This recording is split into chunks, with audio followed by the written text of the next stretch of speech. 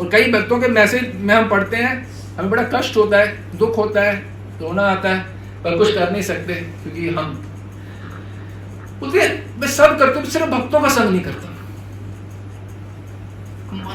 करते क्या हो, करते क्या हो? आपको नहीं समझ आ रहा कि संग तो आप करते ही हो, जैसे मनन तो आप करते ही हो, सही नहीं तो गलत, संग तो आप करते ही हो, 24 घंटे सत्संग करते हो, ये भी समझ नहीं आ रहा। तो अभी मैंने IMF की रिपोर्ट कहते हैं वो भूल ही गया था सत्संग के क्या नुकसान। मैं कैजुअली हैरान हूं, ऐसे भी कोई हो सकता है कि मतलब सत्संग के परिणाम ही भूल जाता हूं।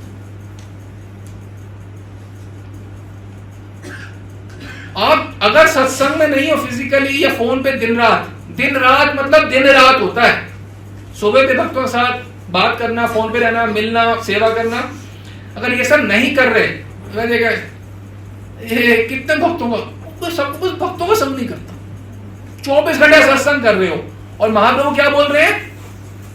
असत्संग त्याग यही वैष्णव आचार। जिनकी आप पूजा करते हो कहते हैं सत्संग का त्याग करो, वैष्णव का आचरण ही नहीं है वैष्णवों का।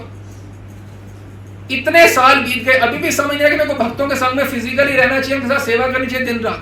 अभी नहीं कर रहे तो क्या तुम क्या मेरी तरह होके कमरे में बैठे हो पूरे दिन, हफ्तों महीनों बैठे तो मत करो किसी का संग। नहीं हो, दुनिया का संग कर रहे हो, पता है क्या कर रहे हो तुम? कि मान लो कोई बंदा योद्धा है, यूक्रेन की रशिया में युद्ध के लिए जाता है, उसको कितने आर्मर और कितने बंदूक लेके जानी पड़ेगी कि भैया सामने पार्टी बड़ी जोर की है। उसी प्रकार से अगर हम काम धंधे पे जा रहे हैं, हमारी वाइफ पत्नी पर तामझाम है, भैया कितना तगड़ा साधु संघ का आर्मर क्या बोलते हो, कवच क्या बोलते हैं उसको, बुलेट प्रूफ होना चाहिए कि भाई कुछ भी वो बोलते मेरे को असर ही नहीं पड़े। बोले बाबा क्या बोल रहे हैं, लोग मेरा बोलेंगे, पत्नी या बच्चे, मैं ध्यान ही नहीं दूंगा उनकी तरफ। ये कहते हैं आर्मर। और ये भक्तों के साथ, अब भक्तों लोग ये बोलेंगे बातें, वो तो कहेंगे ओ स्नेह युक्त, तो ये तो ड्यूटी है, ड्यूटी तो करनी है, और ड्यूटी तो करनी है, भगत है तो क्या हुआ। ये ऐसी लैंग्वेज होती है ना चाचे मामों की, वो बैठ मैं तेनों समझाना, गल ये है ड्यूटी तो करनी है, हम भी तो भगत, हम भी माता रानी के भगत हैं। ये है सत्संग 24 घंटे चाचे मामों का, मामों का जोड़ो माता पिता का, जो दीक्षित भक्त हुए इधर उधर के।